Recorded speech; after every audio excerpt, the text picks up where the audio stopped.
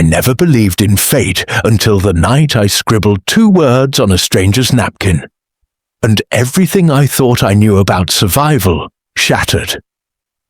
The diner smelled like burnt coffee and regret, the kind of place where dreams went to die under flickering neon lights.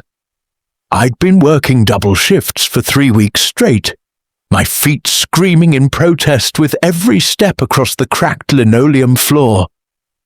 The tips were terrible, the customers worse, but I needed every dollar, every single one, because Marcus was watching.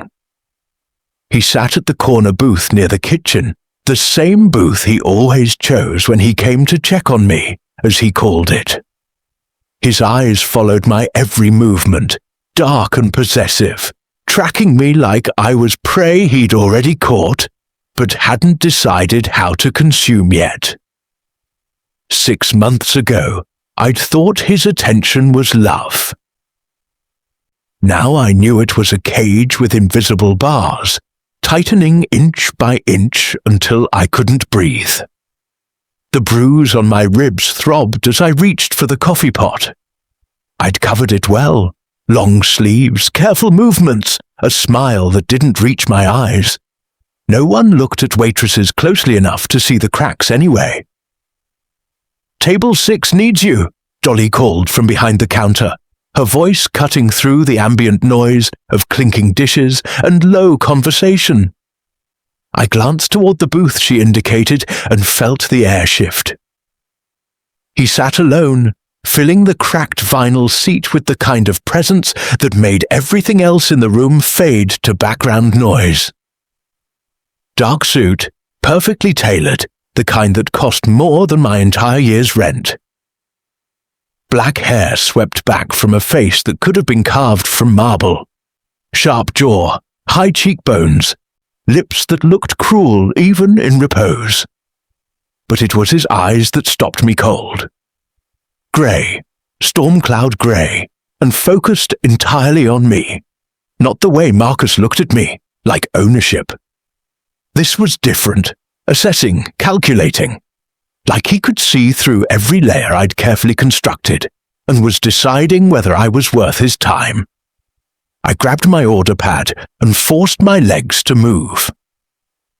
"Welcome to Rosie's," I said, falling into the automatic script that had become second nature. "What can I get you tonight?" He didn't look at the menu, didn't look away from my face. "Coffee, black." His voice was low, textured like expensive whiskey, with an edge that suggested he wasn't used to repeating himself. "Coming right up." I turned to leave, but his next words stopped me. "You're limping." My spine went rigid. "I'm fine. Long shift. That's not what I asked." I made the mistake of meeting his eyes again. They held something I couldn't name. Not quite concern, but not indifference either. Something darker, more complicated. "I'll get your coffee," I said, retreating before he could press further. My hands shook as I poured. Across the diner, Marcus was still watching, his jaw tight. He hated when I talked to male customers for longer than necessary. I'd learned that lesson the hard way 2 months ago. When I returned to table 6, the stranger's attention hadn't wavered. I set the cup down carefully, reaching for the cream and sugar out of habit. "Black," he reminded me, and there was almost amusement in his tone. "Right, sorry." I started to walk away, but something reckless, something desperate, made me pause. Maybe it was the way Marcus had grabbed my wrist that morning, twisting until I gasped. Maybe it was the locked doors and disconnected phone line, and the way he'd smiled when he said, "You're not going anywhere, baby, not ever." Maybe I was just tired of being afraid. I grabbed a napkin from my apron, pulled out my pen, and wrote 2 words in quick, shaking letters. "Help me." I folded it carefully, placed it beside his coffee cup, and walked away without looking back. My heart hammered against my ribs. What had I just done? He was a stranger. He could ignore it, laugh about it, or worse, tell Marcus. The recklessness of it crashed over me in waves of ice-cold panic, but I couldn't take it back now. I busied myself with other tables, refilling waters, clearing plates, anything to avoid looking at either man. 20 minutes crawled by like hours. Then I heard the scrape of a chair and felt the shift in the air that meant someone significant was moving. The stranger stood, buttoning his suit jacket with practiced ease. He pulled out his wallet, left what looked like several bills on the table, far more than the cost of one coffee, and walked toward the door. He didn't look at me as he passed. The napkin was gone. My breath came out in a shuddering exhale. Stupid, so stupid. What had I expected? That some random man in an expensive suit would care about a waitress's scribbled plea? That anyone would, "Your shift ends at 11, right?" Marcus appeared beside me, his hand curling around my upper arm, just tight enough to hurt. His smile didn't reach his eyes. "I'll drive you home. Make sure you get there safe." Safe. The word was a mockery coming from him. "I can walk," I said. "It's only a few blocks. I insist." His fingers tightened, pressing into the bruise he'd left yesterday. "We need to talk anyway, about boundaries, about respect." Fear slid down my spine like ice water. The next hour passed in a haze of dread. I wiped down tables, counted my tips, changed out of my apron in the tiny bathroom that smelled like bleach and desperation. When I finally pushed through the diner's front door, the November air hit me like a slap. Marcus was waiting by his car, arms crossed, expression dark, but he wasn't alone on the street. Across the road, leaning against a black car that looked like it cost more than the entire diner, was the stranger. Still there, still watching. Our eyes met across the distance, and he straightened slowly, deliberately. The streetlight caught his face, illuminating features that were harder now, more dangerous. He slipped one hand into his pocket, relaxed but ready, like a predator that had just spotted something interesting. Marcus followed my gaze and went very still. "Who the hell is that?" I didn't answer, couldn't answer, because I had no idea who he was or why he was still there, or what it meant that he'd read my desperate plea and hadn't walked away.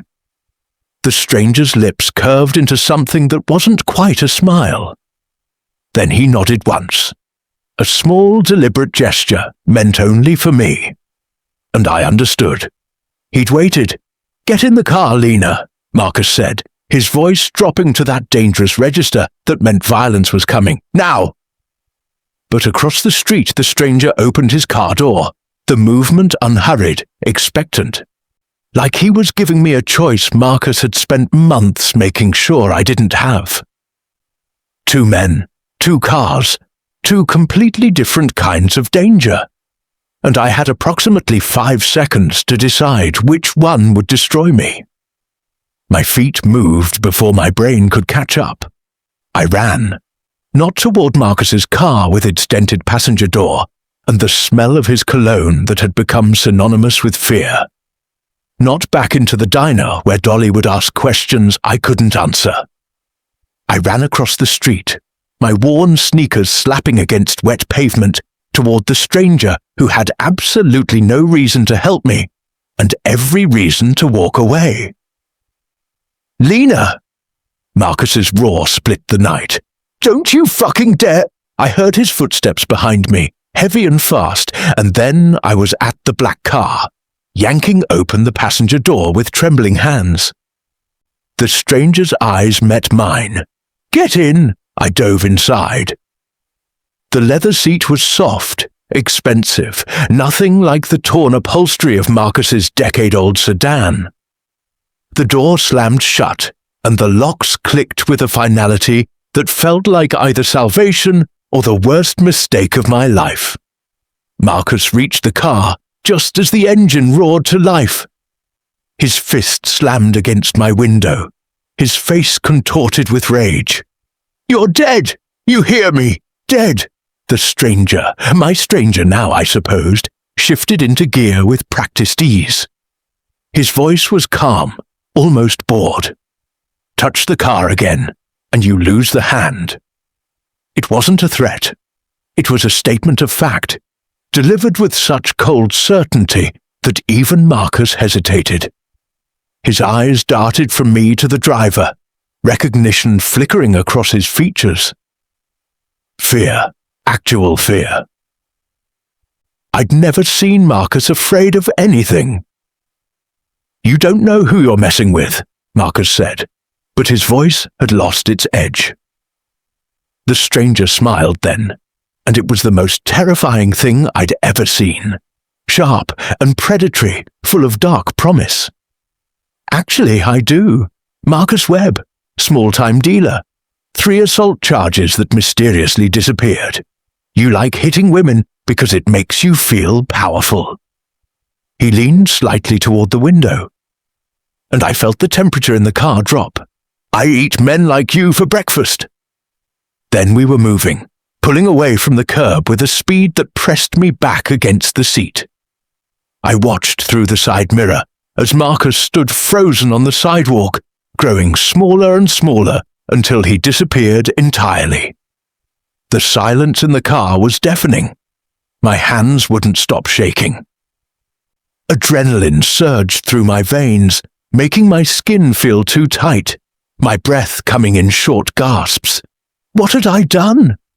I'd just gotten into a car with a complete stranger who apparently knew exactly who Marcus was, and had the kind of presence that made a violent man back down without a single blow. "Breathe." The command was quiet but firm. "In through your nose, out through your mouth." I tried to obey, focusing on the mechanics of breathing, the way my lungs expanded and contracted. Slowly, the panic receded to a manageable level. "Thank you," I finally managed, my voice small. I can't, don't thank me yet." He took a turn onto a wider street, the city lights streaming past the windows. "You don't know what you just asked for." "I asked for help. You asked for intervention from a man you don't know. That has consequences." Fear spiked again, different this time. "Are you going to hurt me?" "No." Simple, absolute. But your life just became significantly more complicated. We drove in silence for several minutes. I studied him from the corner of my eye. The strong hands on the steering wheel. The sharp profile, the way he moved with the kind of confidence that came from never having to question his place in the world. "Who are you?" I asked finally. "Dante."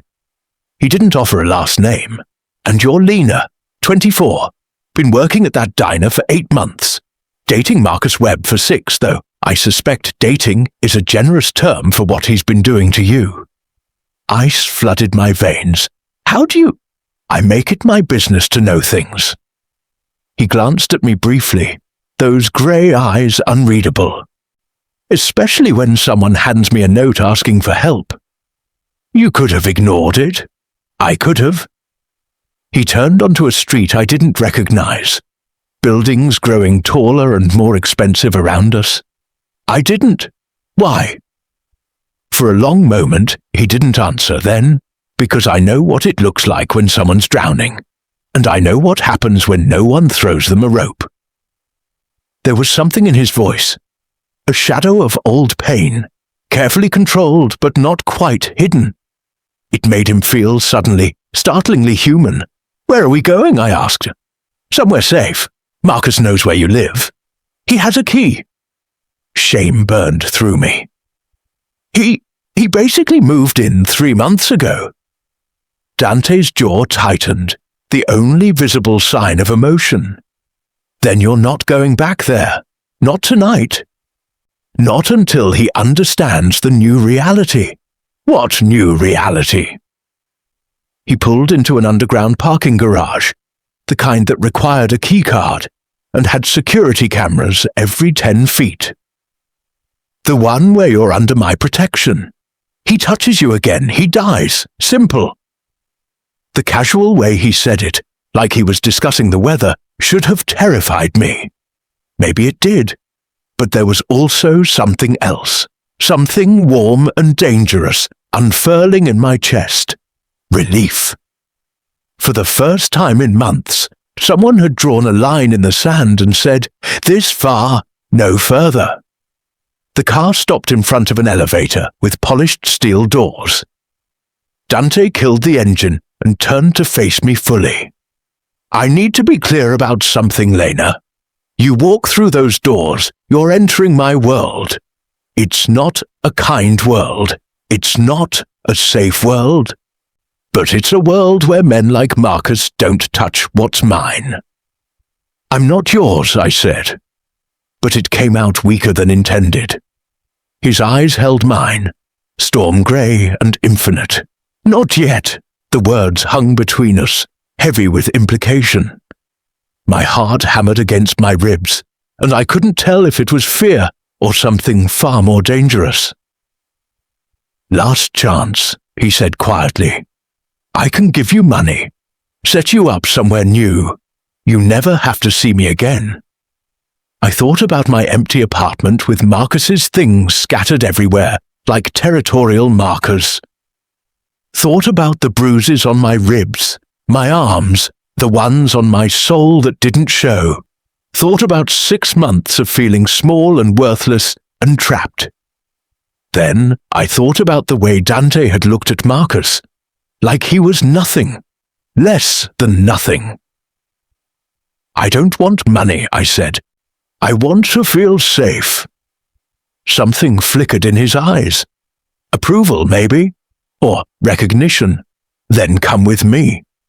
He opened his door, came around to my side, and offered his hand like a gentleman from another era. I took it, his palm warm and calloused against mine, and let him lead me towards the elevator, toward whatever came next, toward the beautiful, terrible mistake I was absolutely certain I was making. The elevator rose so smoothly I barely felt the movement, just the subtle pressure in my ears that told me we were climbing high. Very high. Dante stood beside me, close enough that I could smell his cologne, something dark and woody with an edge of spice. Nothing like the cheap drugstore scent Marcus wore. Stop comparing them, I told myself, but it was impossible. Every moment with Dante felt like waking up from a nightmare into something that might be a dream or might be a different kind of trap entirely. The doors opened directly into an apartment. No hallway, no other doors, just straight into a space that made my breath catch. Floor-to-ceiling windows overlooked the city, lights spreading out like scattered diamonds against black velvet. The furniture was modern but warm. Dark leather and rich wood, everything carefully chosen by someone with more money than I could comprehend.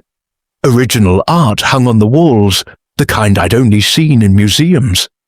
A gas fireplace flickered softly, casting moving shadows across the hardwood floors.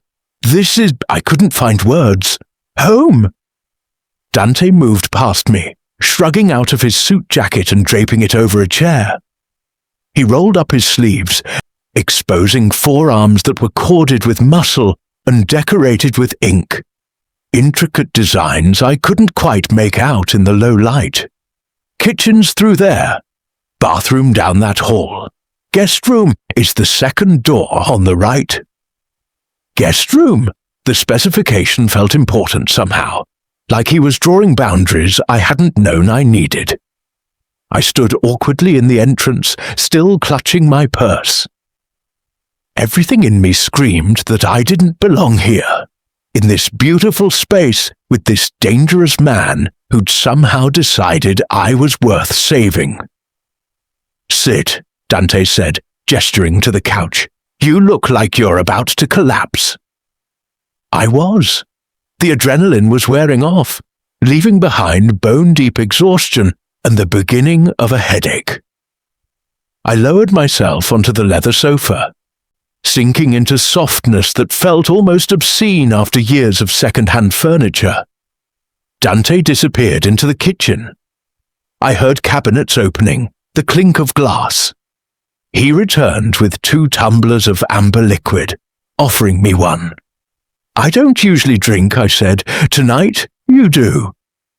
He settled into the chair across from me, his grey eyes studying my face with an intensity that made me feel exposed. "It'll help with the shaking." I looked down and realized my hands were trembling again. I took the glass, sipped cautiously. Whiskey, smooth and expensive, burning a warm path down my throat. "Tell me about Marcus," Dante said. "Why?" "Because I need to know what I'm dealing with. How much danger you're actually in." I took another sip, longer this time. The alcohol was already softening the sharp edges of my fear.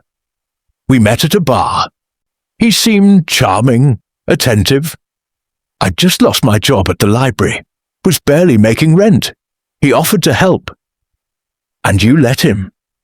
It wasn't a question, and there was no judgment in his tone, but I felt defensive anyway. "I was drowning. He threw me a rope." Ropes can also be nooses. The truth of it hit hard. I looked away, staring at the city lights.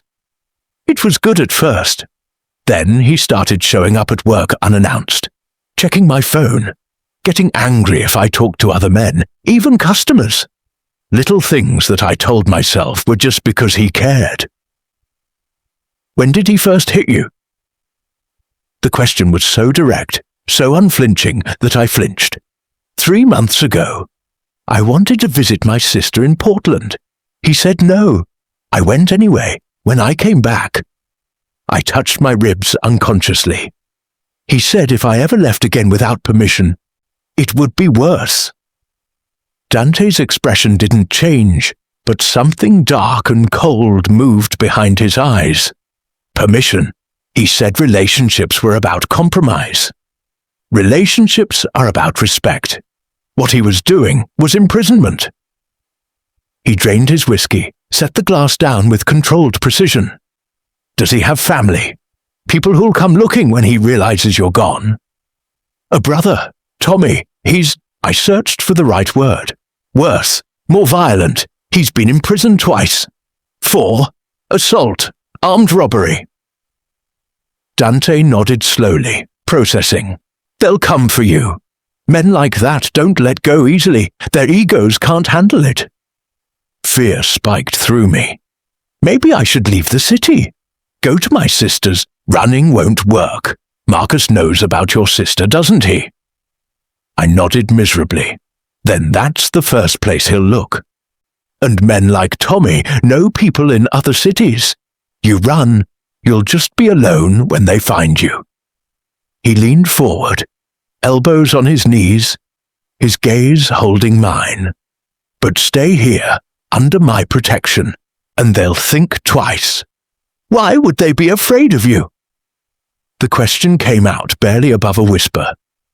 A ghost of a smile touched his lips. "Because in this city, I'm the person that dangerous men are afraid of." The words should have terrified me. Instead, they settled something in my chest, a piece of the puzzle clicking into place, the expensive suit, the way he'd known exactly who Marcus was. The casual mention of making people disappear. I couldn't say it. "I'm a lot of things, Lena. Most of them not good." He stood moving to the window, his silhouette backlit by the city. "I run businesses, some legal, some less so. I have people who answer to me, people who fear me, and when necessary, I make problems disappear. You're a criminal. I prefer entrepreneur. But yes." He turned to face me. "Does that change things?" I should have said yes. Should have run for the door, called a cab, taken my chances with Marcus and Tommy and whatever hell they'd put me through. But I thought about the way Dante had waited outside the diner. The way he'd looked at Marcus, not with cruelty, but with the absolute certainty of someone who knew his own power and wasn't afraid to use it. And I thought about the bruises on my ribs. "You said you wouldn't hurt me," I said finally. "I won't." "Then no, it doesn't change things." Something shifted in his expression, surprise, maybe, or respect. He crossed the room, stopped in front of me, and extended his hand. I took it, let him pull me to my feet. We stood close enough that I had to tilt my head back to meet his eyes. "You're going to stay here," he said, "in the guest room. Tomorrow, I'll have some of my people retrieve your things from your apartment. You'll be safe. What do I have to do in return?" His thumb traced a gentle circle on the back of my hand. "Nothing. You asked for help. I'm giving it." "Nobody does something for nothing." "No," he agreed, "but what I want, you can't give me yet." "What do you want?" His eyes dropped to my lips, then back up. "For you to stop flinching every time someone moves too fast. For you to remember what it feels like to be safe. For you to look at me without fear." He released my hand, stepped back. "Those things take time."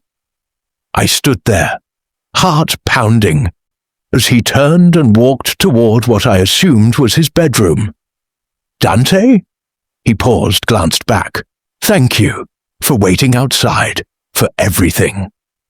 His expression softened just slightly. "Get some sleep, Lena. Tomorrow we deal with Marcus." Then he was gone, and I was alone in a stranger's penthouse, wondering if I'd just traded one cage for another. Or if maybe, just maybe, I'd found something else entirely. I woke to sunlight streaming through unfamiliar windows and, for 3 disorienting seconds, couldn't remember where I was.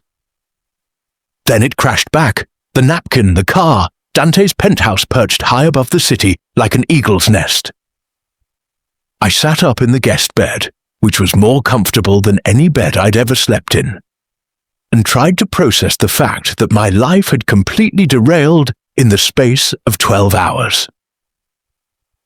The clock on the nightstand read 9:47 a.m. I never slept this late. Marcus always wanted breakfast by 7, and if I wasn't up to make it, Marcus wasn't here. The realization settled over me like a warm blanket. No one was going to bang on the door if I stayed in bed. No one was going to criticize what I wore, or how I looked, or whether I'd smiled enough. For the first time in months, I was alone with my own thoughts, and they were chaos. I should have been more afraid, should have been planning my next move, figuring out how to get away from both Marcus and Dante. Instead, I felt strangely calm, like I'd been holding my breath for half a year, and had finally been allowed to exhale. A soft knock on the door made me jump. "Lena!" Dante's voice, rougher than last night, like he'd just woken up himself. "I'm awake," I called. "There's coffee. And breakfast, if you want it." I found clothes folded on a chair, expensive-looking joggers, and a soft t-shirt that definitely weren't mine. My waitress uniform lay cleaned and pressed beside them, which meant someone had come into my room while I slept. The thought should have unnerved me, but the clothes smelled like lavender detergent, and they were my size. I dressed quickly and found my way to the kitchen. Dante stood at the stove, barefoot in dark jeans and a white t-shirt that hugged his frame in ways that made my mouth go dry. His hair was slightly mussed, and there was a shadow of stubble on his jaw. He looked almost human like this, almost approachable, until he turned those grey eyes on me, and I remembered exactly what he was. Sit, he said, gesturing to the island where a cup of coffee already waited. How do you like your eggs? You cook? A hint of amusement. I have many hidden talents. I settled onto a bar stool, wrapping my hands around the mug. The coffee was perfect, strong but not bitter, with just a hint of cream. Scrambled is fine. He moved with efficiency, cracking eggs into a pan, adding cheese and herbs with the kind of casual competence that spoke of practice. I watched, fascinated by the contrast. This man who'd casually threatened to kill Marcus, making breakfast in his spotless kitchen. Did you sleep? He asked. Better than I have in months. The admission felt dangerous. You? Enough. He plated the eggs, added toast from a toaster I hadn't noticed, set it in front of me. Then he poured his own coffee and leaned against the counter across from me. We need to talk about next steps. I picked up my fork. Suddenly less hungry. Okay, I had someone watch your apartment last night. Marcus showed up around 3 a.m. drunk, angry. He broke a window getting in. My stomach twisted. Did he? Nothing was taken. He destroyed some things. Your photos, mostly. Some clothes. Dante's expression was carefully neutral. He's looking for you. Called your phone 47 times. Left messages that got progressively more violent. He'll find me eventually. He always does. Not here. This building has security that would make a military installation jealous. And even if he figured out where you were, he wouldn't get past the lobby. You don't know him. He's a coward who preys on women because actual dangerous men would break him in half. Dante set down his coffee with a soft clink. I know exactly what he is, Lena. And he knows what I am. There's a hierarchy to these things. What things? The criminal world. There are levels. Marcus is bottom-feeding street trash. He paused, choosing words carefully. Higher up the food chain. How high? His smile was sharp. High enough that Marcus won't touch you without permission, which he'll never get. I should have been horrified. Should have demanded he take me to a police station, a women's shelter, anywhere that wasn't the penthouse of a man who calmly discussed criminal hierarchies over breakfast. Instead, I took a bite of eggs that were perfectly seasoned and asked, What do you do, specifically? Do you really want to know? Yes. He studied me for a long moment, as if measuring whether I could handle the truth. Finally, I run several businesses, a few nightclubs, some real estate, import-export ventures that occasionally involve goods that customs might question. He paused. I also provide services to people who need problems solved quietly. You're a fixer, among other things. He moved around the island, stopping close enough that I had to tilt my head back to maintain eye contact.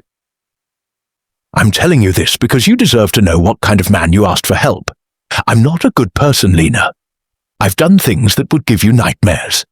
But I have rules, lines I don't cross. What lines? I don't hurt innocents, I don't traffic in human misery, and I don't tolerate men who abuse women. His hand came up, fingers gentle as they brushed a strand of hair from my face. Which is why Marcus is going to learn a very painful lesson about consequences.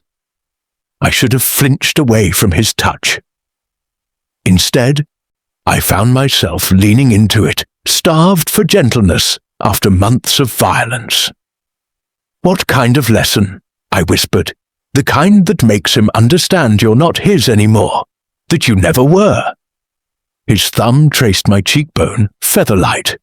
The kind that makes him afraid to even think your name. You're going to hurt him. Yes. No apology, no justification, just simple truth. And God help me, I didn't feel sorry. I felt relief. When? I asked. Tonight. My people are already tracking him. By tomorrow morning, Marcus Webb will understand exactly what happens when you threaten something under my protection. Something under my protection.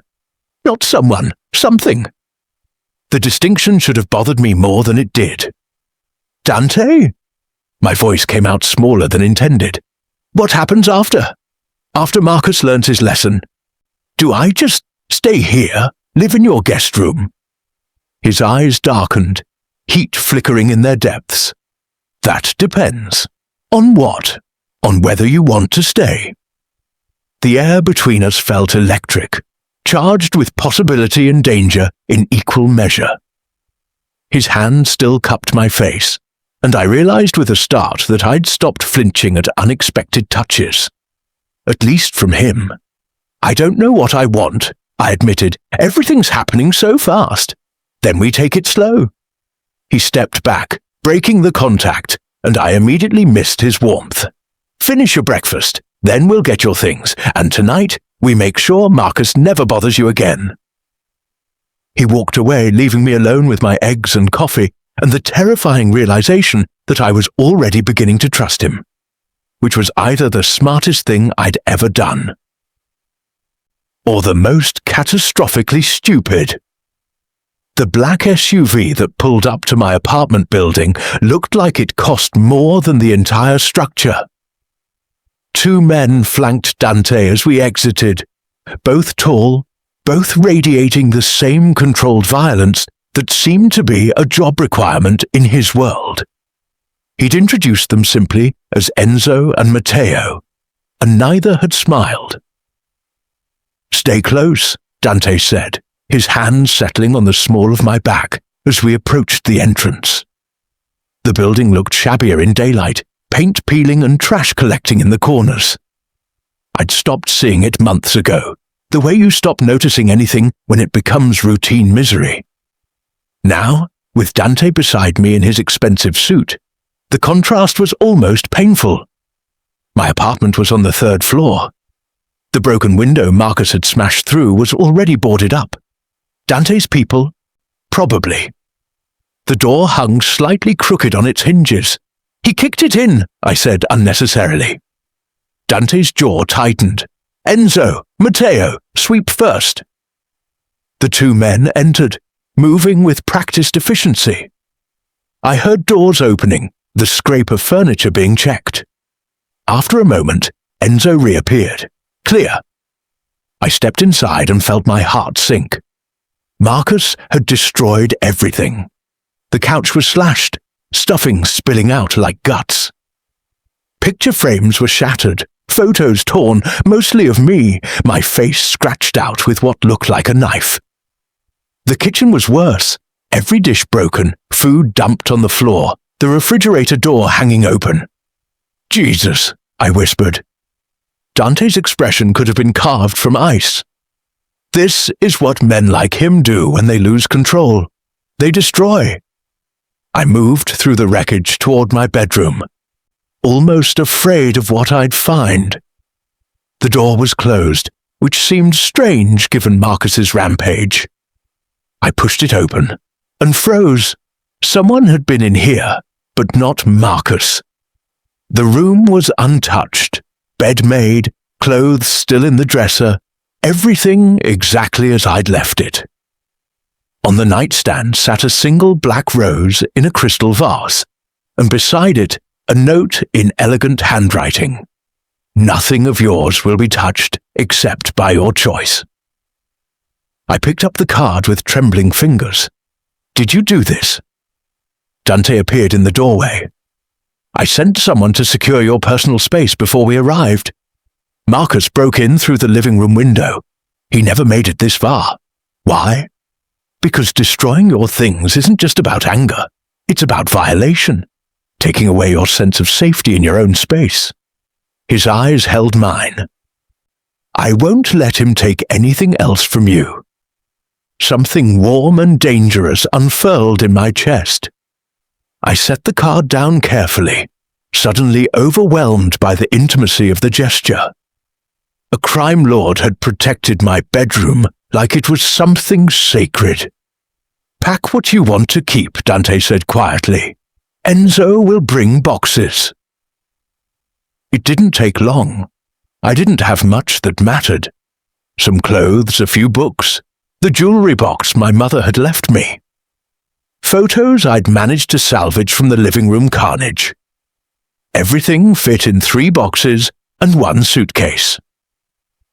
As Matteo carried the last box down to the SUV, I stood in the doorway, taking one final look. 6 months of my life, reduced to wreckage and regret. "Any attachments to this place?" Dante asked.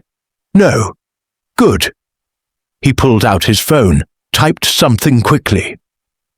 "I'm having someone clean it out and break your lease. You won't have to come back."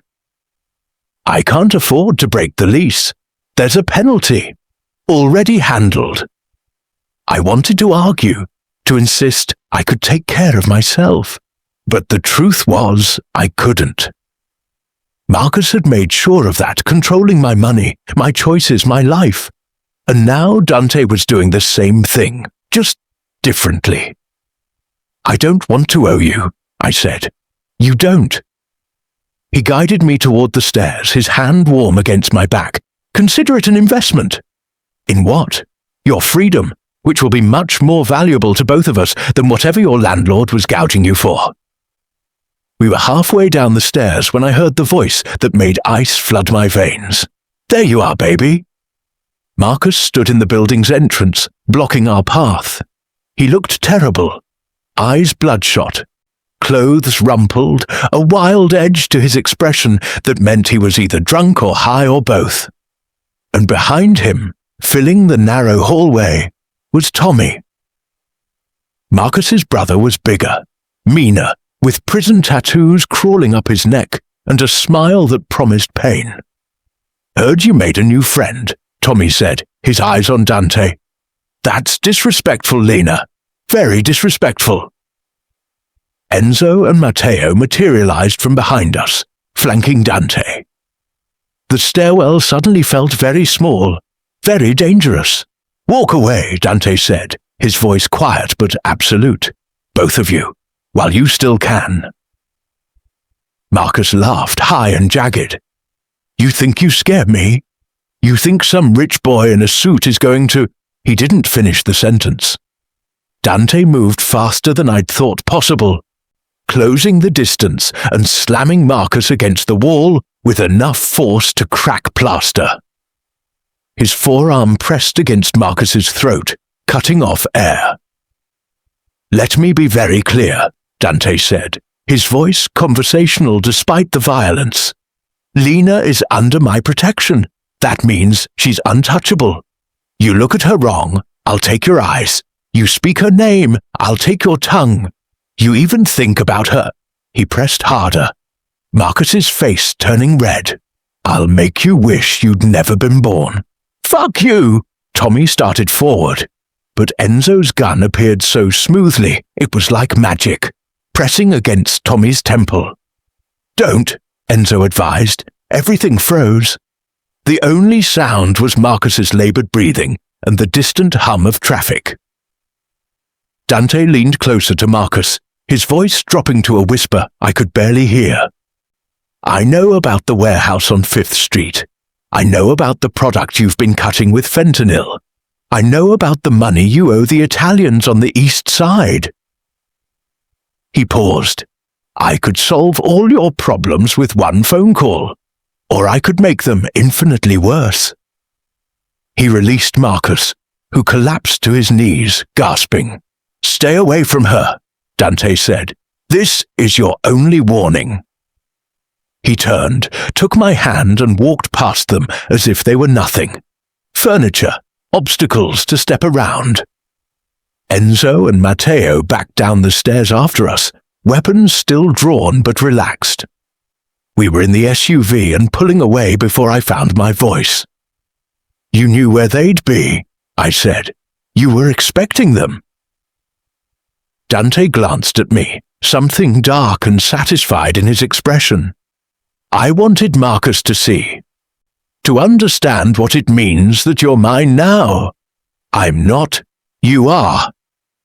He turned to face me fully, his intensity stealing my breath. Maybe not in the ways that matter yet, but in the ways that keep you safe. In the ways that mean Marcus and every other piece of trash in this city knows you're protected. His hand cupped my face, thumb tracing my lower lip. In those ways, Lena, you're absolutely mine.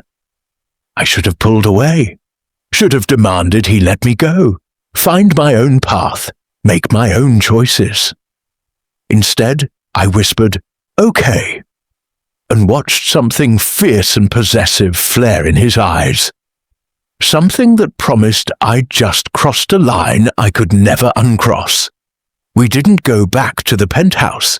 Instead, Dante took me to a restaurant I'd only ever seen in magazines, the kind of place where reservations required months of notice, and meals cost more than my monthly rent used to. The hostess greeted him by name, led us to a private room with silk-covered walls and a view of the river. "Is this necessary?" I asked as we settled into plush chairs. "Yes." He poured wine from a bottle that probably cost more than my car. "You need to eat properly, and we need to talk somewhere Marcus can't interrupt." "I thought you scared him off." I delayed him. Men like that don't give up easily. He studied me over the rim of his glass. "And there's something you need to know about who I really am." My stomach twisted. "You said you were a criminal." I said a lot of things, but I wasn't entirely honest about the scope. He set down his wine with careful precision. "My last name is Caruso. Does that mean anything to you?" I searched my memory, came up blank. Should it? Maybe not. You don't exactly run in my circles.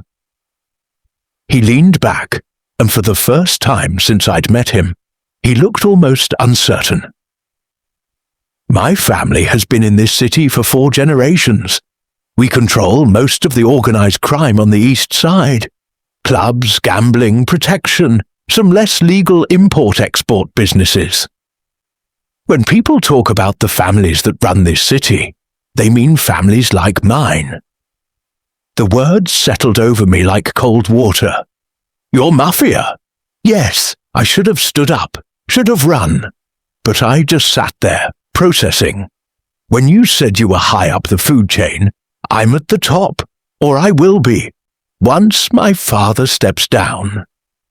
He watched me carefully, gauging my reaction. "I'm telling you this because you deserve to know what world you've entered. Being associated with me comes with risks, enemies, expectations. What kind of expectations? Loyalty, discretion, understanding that my life is complicated and sometimes dangerous." He paused. "And understanding that once you're in my world, leaving it isn't simple. There it was, the cage, just with prettier bars." "So I traded Marcus for you," I said flatly. "One prison for another." "No." He leaned forward, intensity radiating from him. "With Marcus, you had no choice. With me, you always have one. You want to leave right now, walk out that door. I'll make sure you're set up somewhere safe. New city, new identity, enough money to start over. No strings. Really? Really?" I looked at him, this man who'd waited outside a diner because a desperate waitress had scribbled a plea on a napkin, who'd protected my bedroom like it was sacred ground, who'd made Marcus crumble with nothing but words and presence. "What do you want from me?" I asked, honestly. His eyes held mine. "Everything. Your trust, your time. Eventually, if I'm very lucky, more than that." He reached across the table, fingers brushing mine. "But I'll take whatever you're willing to give, and I'll keep you safe while you figure out what that is." The waiter arrived with food I hadn't ordered. Pasta that smelled divine. Fresh bread. Delicate vegetables arranged like art. Dante must have called ahead, planned this entire evening. We ate in charged silence. I kept stealing glances at him, trying to reconcile the criminal he'd admitted to being with the man who'd remembered how I took my coffee. "Tell me about your family," I said finally. "What do you want to know?" "Everything. If I'm going to understand your world, I need context." He considered this, then nodded.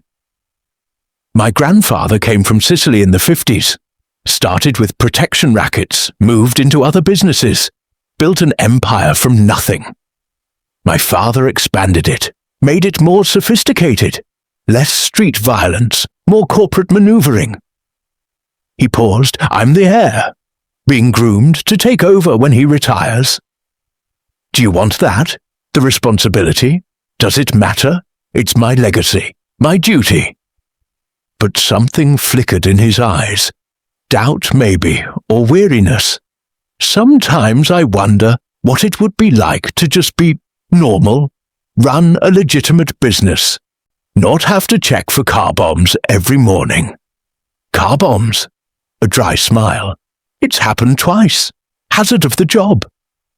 The casual way he said it made my blood run cold. How do you live like that? You get used to it, and you surround yourself with people you trust. He set down his fork. "Which brings me to something important. Tomorrow, you're meeting my family." "What?" Panic spiked through me. I'm not. Relax. Just my sister Gianna. She's the only one who knows about you so far." His expression softened. "She's protective. She'll want to make sure I'm not making a mistake bringing someone new into our circle." "Am I a mistake?" "No." The word was absolute. "But she'll want to judge that for herself." I pushed pasta around my plate, anxiety churning. "What if she doesn't like me?" "She will." He said it with such certainty that I almost believed him. "Gianna has good instincts. She'll see what I see. What do you see?" He was quiet for a long moment, his grey eyes studying me with an intensity that made me feel transparent. Strength, resilience, someone who survived something that breaks most people. He reached across, tucked a strand of hair behind my ear. Someone worth protecting. Worth protecting. Not worth loving, not worth keeping. Worth protecting like a valuable asset. The distinction hurt more than it should have. "Dante?" I set down my wine glass. "What happens if I want more than protection? What if I want—" I couldn't finish the sentence, couldn't admit even to myself what I was beginning to want from him. But he knew anyway. I saw it in the way his eyes darkened, the way his jaw tightened with restraint. "Then we have a problem," he said quietly, "because I'm trying very hard to be honorable here, to give you space to heal, to figure out who you are without Marcus crushing you. But if you look at me like that," he exhaled slowly, "there are limits to my self-control. Maybe I don't want your self-control." The words hung between us, dangerous and electric. Dante stood abruptly, rounded the table, pulled me to my feet. His hands framed my face, thumbs stroking my cheekbones as he stared down at me with something fierce and hungry. "You don't know what you're asking for," he said, his voice rough. "I'm not a good man, Lena. I'm not gentle. I'm not safe. I don't want safe. I want real. For a heartbeat, I thought he'd kiss me. Thought he'd cross that final line between protector and something infinitely more complicated. Instead, he pressed his forehead to mine, his breath warm against my lips. "Not yet," he whispered. "Not until you're sure. Not until you're healed enough to know this is what you really want." Then he stepped back, putting careful distance between us, leaving me aching with want I'd thought Marcus had beaten out of me forever. "Come on," Dante said, his voice carefully controlled. "I'll take you home." And as we left the restaurant, I realized with startling clarity that I was in far more danger than I'd ever been with Marcus. because Marcus had threatened my body, but Dante threatened my heart. I woke to the sound of shouting. For a disoriented moment, I thought Marcus had found me. His voice, his rage, the familiar soundtrack of terror. Then reality snapped into focus. I was in Dante's penthouse, safe behind steel doors and security systems. The shouting was coming from the living room, and it was distinctly female. I pulled on the robe hanging in the guest bathroom and crept toward the noise. Absolutely insane! You brought some random girl into our home. She needed help. Help? Dante, we're not a charity. We're a crime family. You can't just adopt strays because you feel sorry for them. Lower your voice, Gianna. You'll wake her. Too late. I stepped into the living room and found Dante facing off against a woman who could only be his sister. She had the same sharp cheekbones, the same intensity, though her eyes were darker, and her black hair fell in glossy waves past her shoulders. She wore a designer suit that probably cost more than my entire wardrobe, and an expression of pure fury. She turned that fury on me. So you're the waitress? Gianna, Dante's voice held warning. What? I'm not allowed to meet the woman who's got my brother acting like a lovesick idiot. She moved closer, circling me like a predator assessing prey. What's your angle? Money, protection, or are you working for someone? I'm not working for anyone, I said, fighting to keep my voice steady. I just needed help getting away from my ex. And you decided the head of a crime family was your best option? Seems convenient. I didn't know who he was. I met her eyes, refusing to back down. I just knew he was the kind of man who scared the one who was hurting me. Something flickered in Gianna's expression. Reassessment, maybe. Or grudging respect. She glanced at Dante. You didn't tell her. Not at first.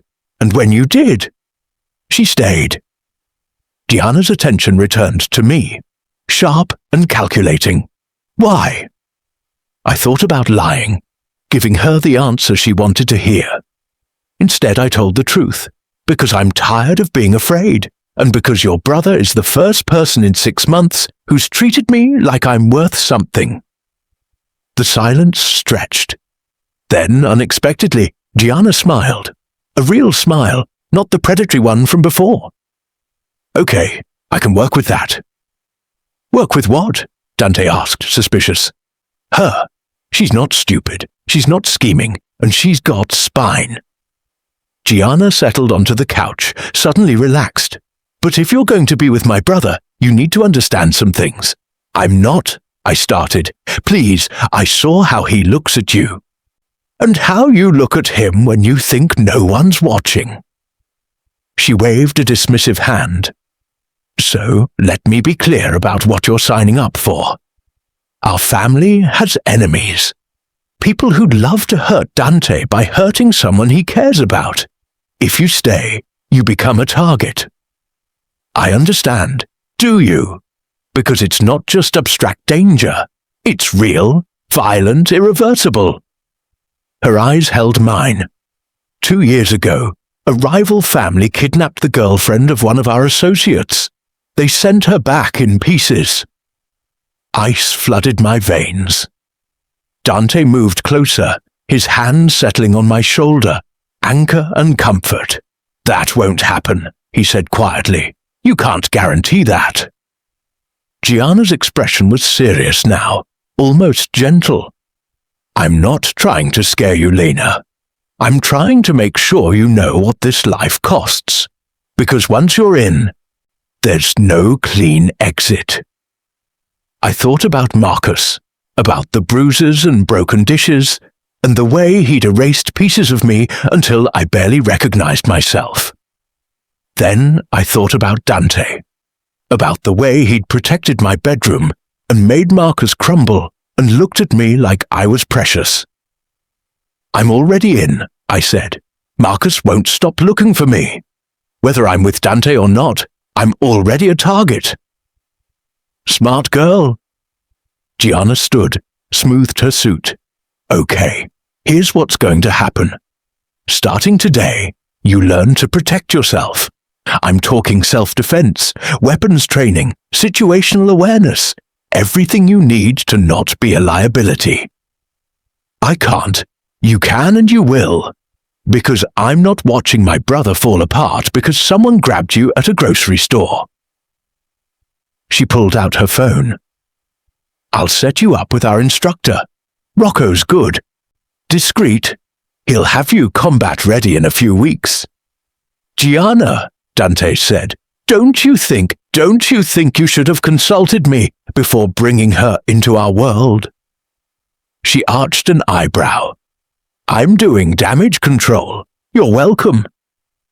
She swept toward the door, then paused. Oh, and Lena, for what it's worth, I'm glad he has you.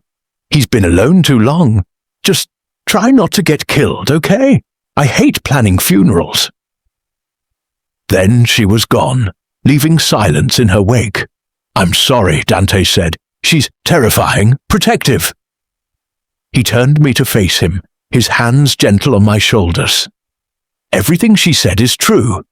Being with me is dangerous. You'd be safer if I what? Ran, hid, spent the rest of my life looking over my shoulder. I shook my head. I'm done running, Dante. And I'm done letting fear make my choices. Something intense and possessive flared in his eyes. You're sure? No, but I'm choosing this anyway. He kissed me then. Not the gentle, restrained kiss I might have expected, but something fierce and claiming. His hands tangled in my hair, pulling me closer as his mouth moved against mine with barely controlled hunger. I gasped, and he deepened the kiss, swallowing the sound. When we finally broke apart, both breathing hard, he rested his forehead against mine. This changes things, he said roughly. You understand that? Yes. Once I claim you, really claim you, the other families will know. They'll see you as leverage, as weakness. Then we make sure they know I'm not weak. A slow, dangerous smile curved his lips. Gianna's right. You do have spine. His phone rang, shattering the moment. He glanced at it, and his expression shifted, hardened into something cold and lethal. What is it? I asked. Marcus?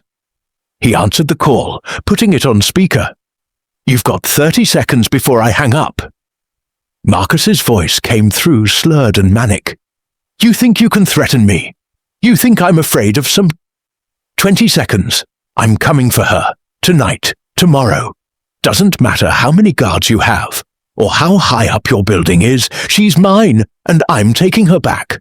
15 seconds, and if you're smart, you'll use them to beg forgiveness. Fuck you! I'll kill her before I let you have her. Dante's expression didn't change. Time's up! He ended the call and immediately dialed another number. Enzo, we have a problem. Marcus just made a direct threat against Lena. Pause. Yes, tonight. I don't care how you do it, but make sure he understands this is his last mistake. He hung up and turned to me, his eyes dark with something between regret and resignation. What are you going to do? I asked, though I already knew. What I have to. He cupped my face gently, the tenderness at odds with his next words. By tomorrow morning, Marcus won't be a problem anymore. You're going to kill him? Yes. I should have been horrified. Should have begged him not to. Should have clung to some shred of morality that said murder was always wrong. Instead, I thought about the bruises, the fear, the way Marcus had destroyed my apartment and promised to destroy me. Okay, I whispered, and watched something fierce and approving burn in Dante's eyes as he realized I'd just crossed another line. This one written in blood. Dante left at midnight, dressed in all black, his face a mask of cold determination. He kissed me at the door, soft and lingering, like he was memorizing the taste of me. "Stay here," he said. "Matteo's outside. You're safe." Then he was gone, and I was alone with the knowledge that somewhere in this city he was going to end a man's life. Because of me, I should have felt guilty, should have felt something other than the strange, hollow relief that settled in my chest. But Marcus had made his choice when he'd threatened me, when he'd promised to kill me rather than let me go. And Dante was simply following through on his own promise to keep me safe. I couldn't sleep. Instead, I paced the penthouse, watching the city lights and trying not to imagine what was happening in whatever dark place Dante had gone. The clock ticked toward 1 a.m., then 2. My phone, the new one Dante had given me, remained silent. At 2:47 a.m., I heard the elevator. I rushed to the entrance as the doors opened. Dante stepped out, and my breath caught.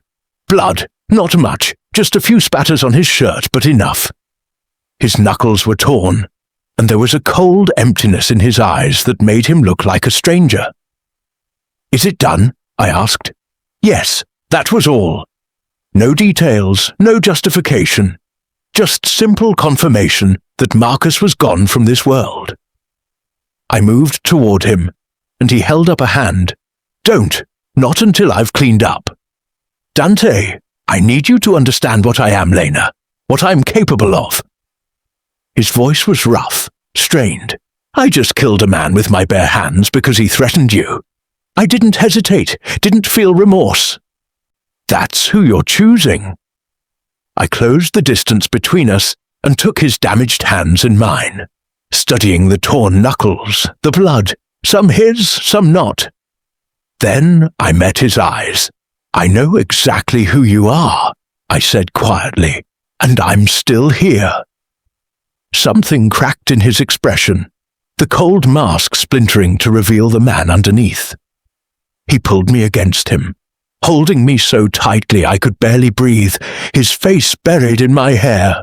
"I should let you go," he whispered, "should send you somewhere safe, away from all this darkness." "But you won't." "No." His hands fisted in my shirt, "because I'm a selfish bastard who wants to keep you even though you deserve better." I pulled back enough to see his face. "What if I don't want better? What if I want this, want you?" "Then you're as damaged as I am." "Maybe I am." I reached up, traced the line of his jaw. "Maybe we're both broken. Maybe that's why this works." He kissed me then, desperate and raw, tasting like violence and need.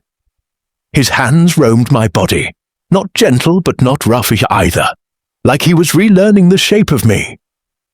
I gasped against his mouth, and he lifted me, my legs wrapping around his waist as he carried me toward his bedroom. Not the guest room, his. He kicked the door shut behind us, laid me on his bed, black silk sheets that felt cool against my overheated skin. The room smelled like him, dark and spicy, masculine. "Tell me to stop," he said, his voice ragged as he stood over me. "Tell me you don't want this and I'll walk away. I want this. I want you." He closed his eyes briefly, like I'd just given him something precious and terrifying. Then he was on the bed, covering my body with his, kissing me like I was air and he'd been drowning.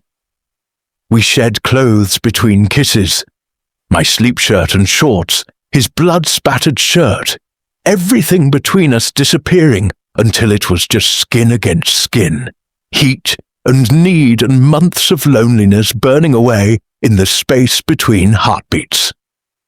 "You're sure?" he asked one more time, his hand sliding up my thigh. "Yes." He was gentle, despite the violence still humming in his veins. Gentle and thorough, learning every sound I made, every place that made me gasp. and when he finally entered me, it felt like coming home after being lost for too long. We moved together in the darkness, finding rhythm in the chaos, and for the first time since Marcus had twisted my arm and smiled, I felt whole. After, we lay tangled in his silk sheets, my head on his chest, his fingers tracing idle patterns on my shoulder. "I've never brought anyone here before," he said quietly. "To my bed, my bedroom. This is sacred space. Why me? Because you're the first person who's looked at me, really looked at what I am, and didn't turn away." He tilted my chin up, his grey eyes serious in the dim light. "That's either incredibly brave or incredibly stupid. Maybe both." A ghost of a smile. "Probably both."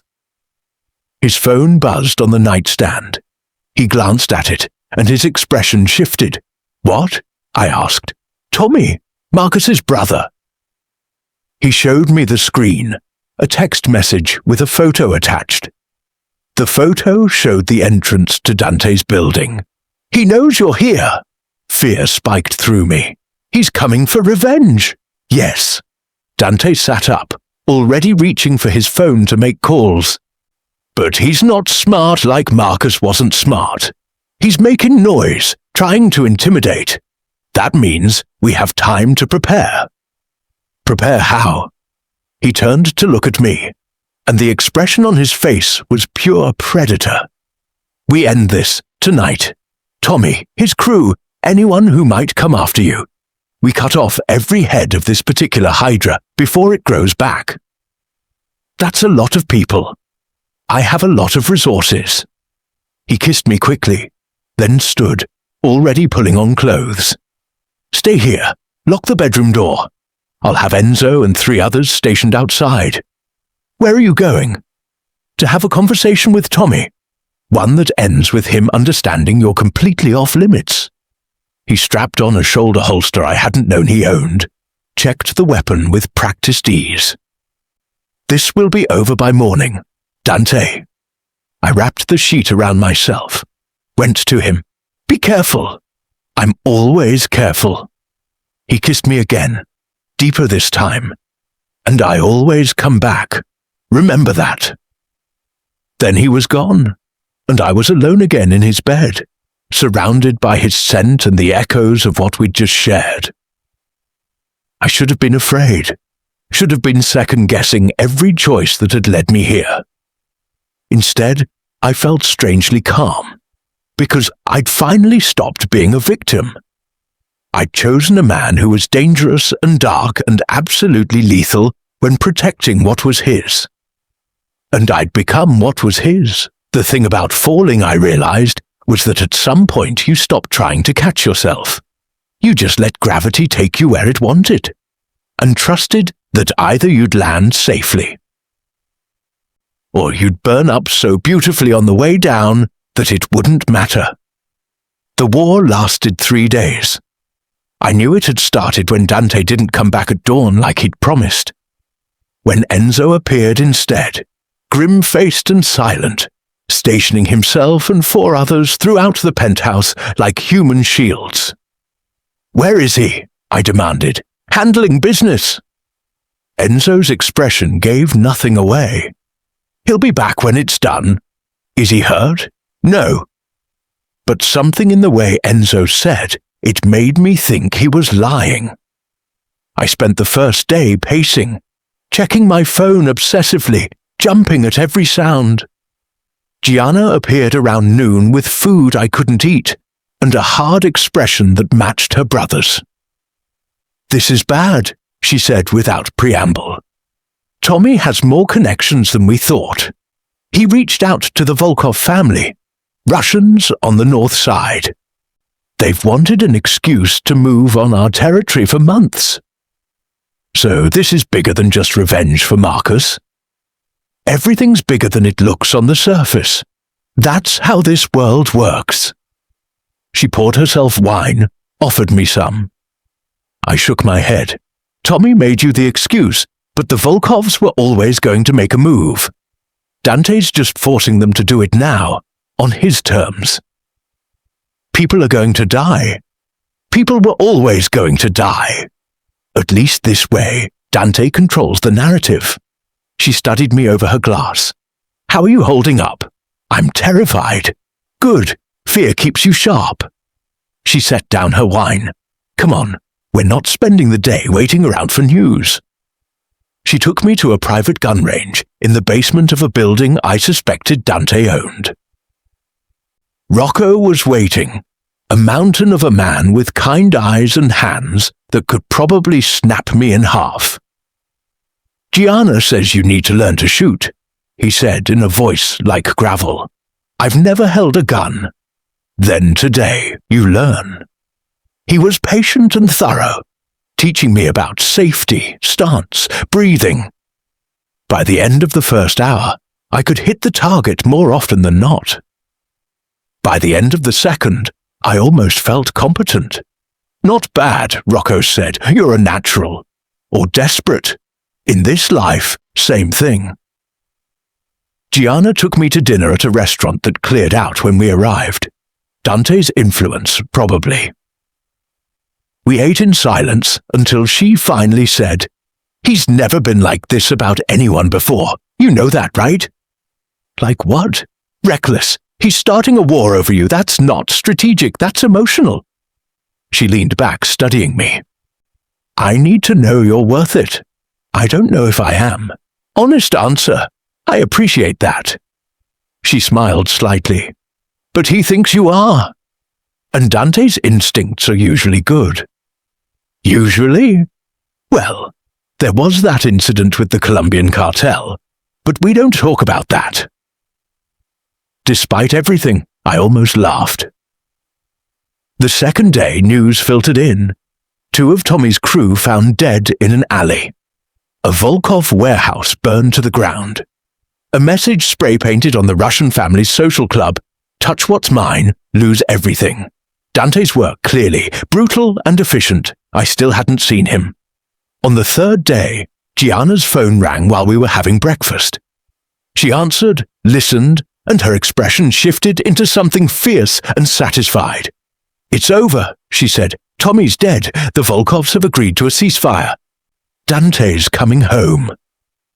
Relief flooded through me so intensely I felt dizzy. When? Within the hour. I spent that hour alternating between pacing and staring out the window, watching for the black SUV. When it finally pulled up, I was at the elevator before Enzo could stop me. The doors opened and Dante stepped out. He looked exhausted. A cut above his eyebrow, bruises blooming on his jaw, his expensive suit torn and stained, but alive, whole. Lena! I threw myself at him, wrapping my arms around his neck, not caring about the blood or the dirt or anything except that he was here and safe. He caught me, held me tight, his face buried in my hair. I'm okay, he murmured. It's over. You're safe. I thought, my voice broke, when you didn't come back. I know. I'm sorry. He pulled back to look at me. His thumb brushing away tears I hadn't realized I was crying. But it had to be done. Tommy, the Russians, anyone who might have used you against me. I needed them to understand the cost. What cost? That you're mine, completely. And I will burn this entire city down before I let anyone hurt you. The words should have terrified me. Instead, they settled something deep in my chest, a piece clicking into place. I love you, I said, and watched his eyes widen in shock. I know it's insane. I know it's too fast, but I'm done pretending I don't. For a long moment, he just stared at me. Then, say it again. I love you. He kissed me like a drowning man finding air, desperate and consuming. When we finally broke apart, his forehead rested against mine. I've done terrible things, he said roughly. I'll do more terrible things. But I will never, ever let anything happen to you. That's my promise, my vow. I know. I love you too. The words came out fierce, almost angry. More than I should, more than is safe. You've become my weakness, and in this world, weakness gets you killed. Then we make it a strength. How? By being stronger together than we ever were apart. He pulled back, studied my face like he was seeing me for the first time. When did you get so wise? When I stopped being afraid. I took his hand, laced our fingers together. Come on, you need to clean up and rest. I led him to the bathroom, helped him out of his ruined clothes, tended to his cuts with a first aid kit I'd found. He watched me the entire time, grey eyes tracking my every movement. You should run from me, he said quietly. While you still can, I'm not running. I pressed a kiss to his bruised knuckles. I'm staying, for better or worse. Even if worse means living with a monster. You're not a monster. You're just a man who does monstrous things to protect what he loves. I met his eyes, and I've decided I can live with that. Lena, no more arguing, no more trying to push me away for my own good. I cupped his face, made him look at me.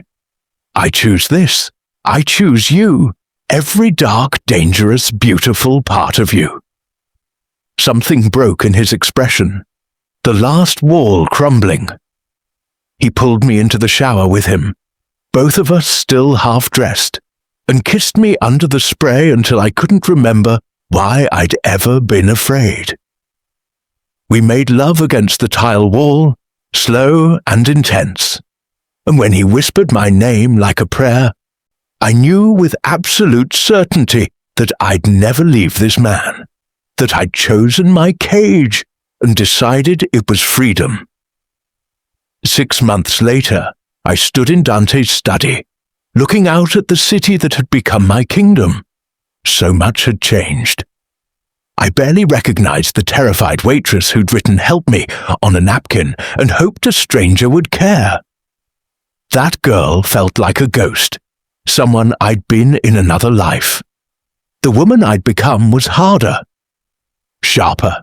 I carried a gun now, knew how to use it. I'd learned the language of Dante's world, the subtle hierarchies, the unspoken rules, the way to read a room and know who was loyal and who was waiting for an opportunity to betray. I'd also learned what it meant to love a man who lived in shadows. You're thinking too hard, Dante said from behind me. His arms wrapped around my waist, pulling me back against his chest. I can always tell when you're overthinking. Just remembering. The diner. Everything. I turned in his arms, looking up at the man who'd become my entire world. He'd changed too. Softer around the edges when we were alone, though the rest of the world still saw only the ruthless crime lord. Do you ever regret it? Helping me that night? Never. He kissed my forehead. You're the best decision I ever made, even though I've complicated your life, especially because of that.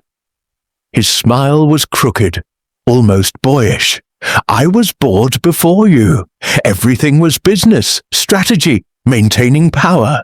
You made me remember what it felt like to actually care about something. Besides your family? Besides my family, he agreed. Though Gianna would argue you've become family anyway.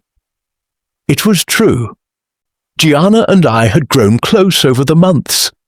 An unlikely friendship forged in shooting ranges and late-night conversations about the cost of loving dangerous men. She'd lost someone once, years ago, to the violence that permeated their world. It had made her hard, but underneath, she was still capable of fierce loyalty. Speaking of family, I said carefully, there's something I need to tell you. Dante's expression sharpened, reading my tone. What? I'm pregnant. Silence. Complete, absolute silence. He stared at me like I'd just spoken a language he didn't understand, his grey eyes wide with shock. He couldn't finish the sentence. About 8 weeks. I'd known for a week, but hadn't been able to find the right moment to tell him. I know we didn't plan this. I know it's complicated. He kissed me, cutting off my words. Not gentle, fierce and claiming, his hands framing my face like I was something infinitely precious. When he finally pulled back, his eyes were suspiciously bright. "We're having a baby," he said, like he needed to hear it aloud to believe it. "Yes, a family, a real family." He pulled me against him, holding me so tightly I could feel his heart hammering. Jesus, Lena, I never thought. After everything I've done, I didn't think I deserved. "You deserve happiness," I said firmly. "You deserve a family. You deserve love. I deserve you." He pulled back to look at me, his expression serious. "But this changes things. A baby makes you both even more valuable as targets. I'll need to increase security. Maybe move us somewhere more secure. Dante." I put my hand over his mouth. "Breathe. We'll figure it out. Together." He nodded slowly, but I could see his mind already working through scenarios, calculating threats, planning protection. This was who he was. A man who loved by building walls between his people and the world. "I want to marry you," he said suddenly. "Before the baby comes, I want you to have my name, my protection, everything." Is that a proposal? Yes, no. He ran a hand through his hair, suddenly uncertain in a way I rarely saw. "I'm doing this wrong. I should have a ring, a romantic setting, some speech about forever. Dante." I took his hands, stilling them. "Yes, yes, yes, I'll marry you. I don't need the ring or the speech. I just need you." He kissed me again, gentler this time, and I tasted joy on his lips, real, uncomplicated joy. The wedding happened 3 weeks later, small and private. Just Gianna and a few of Dante's most trusted people. No white dress or church ceremony. We married in his penthouse at sunset, with the city spread below us like a promise. Gianna cried, which shocked everyone. Enzo gave a toast that was surprisingly eloquent. And when Dante slipped the ring on my finger, a simple platinum band studded with diamonds that caught the light like stars, I felt the final piece of my new life click into place. I was Lena Caruso now, wife of a crime lord, future mother, a woman who'd traded one cage for another and found that some cages felt like flying. The months that followed were a strange blend of normalcy and danger. Prenatal appointments with guards waiting outside, nursery shopping with armed escorts, learning to balance the softness of pregnancy with the hardness of Dante's world. Threats came, as they always did. A rival family testing boundaries. A former associate with a grudge. But Dante handled them all with the same cold efficiency he'd used to eliminate Marcus. And I learned not to ask questions about the blood I sometimes saw on his clothes. Some things were better left unspoken. Our daughter was born on a Tuesday in April, during a thunderstorm that shook the windows of Dante's penthouse. He held my hand through every contraction, and when the doctor finally placed our baby in my arms, I watched the most dangerous man in the city cry without shame. "She's perfect," he whispered, tracing one finger down her tiny cheek. "Absolutely perfect." We named her Sophia, after Dante's grandmother. And as I held her, this tiny life we'd created, I thought about the napkin with 2 desperate words that had changed everything. Help me.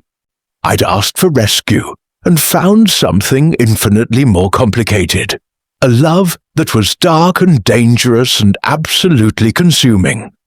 A man who was monster and protector in equal measure. A life that existed in shadows, but somehow felt more real than anything I'd known before. "What are you thinking?" Dante asked, his arm around my shoulders as we both watched Sophia sleep. "That I'm glad I wrote that note. Even knowing everything you know now, everything we'll face. Especially knowing that." I leaned into him, feeling his strength, his warmth. "Because you're worth it. This is worth it." He kissed the top of my head. "I love you, Lena Caruso. More than I thought I was capable of loving anything. I love you too." Outside, the storm raged. Thunder rattled the windows and rain lashed against the glass. But inside, in our sanctuary high above the city, we were safe. A family built from desperation and violence and a stranger's kindness. A family that existed in the spaces between light and dark, legal and criminal, safety and danger. A family that somehow, against all odds, was exactly right. I'd asked for help, and found everything I'd been too afraid to want. Found home in the arms of a monster who loved like salvation. Found myself in a world where darkness was just another kind of light. And as I held our daughter and felt Dante's heartbeat steady against my back, I knew with absolute certainty that I would never regret the night I wrote 2 words on a napkin. The night I stopped being a victim and became something far more dangerous. A woman who loved fearlessly. A mother protecting her child. A queen in a kingdom of shadows. And I would burn the whole world down to keep them safe, just like Dante had burned it for me.